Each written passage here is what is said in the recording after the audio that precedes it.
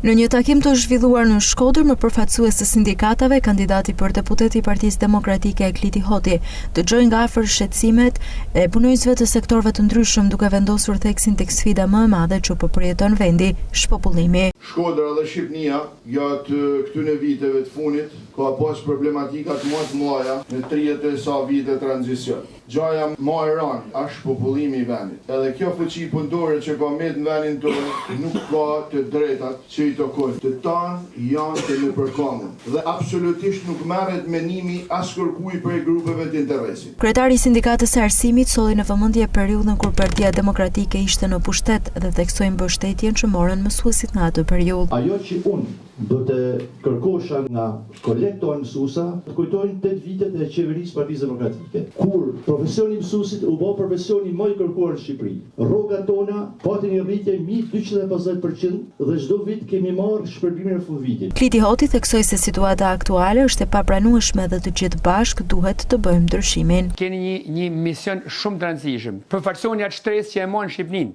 Jeni ju që duhet me çu këtë zonë. Unë them që duhet me na dhënë një shans sepse ekipi që ne përfaqësojmë është ekip që ju përfaqëson ju. Është ekip që është shumë më i mirë se ekipi tjetër. Ekipi tjetër ka shku te pjesa të që s'ka çfarë më dhën më. Është fiks ujin na jon. Bo me kalu te logja eme, te rruga jeme, ke një derë pa një derë ja, shikonik. Dosha me bë një video me ato, ton shokët e fëminisë, më kanë ikton. Edhe ju e dini shumë mirë. Si janë tu ik. Ne duhet për më ndryshu këtë.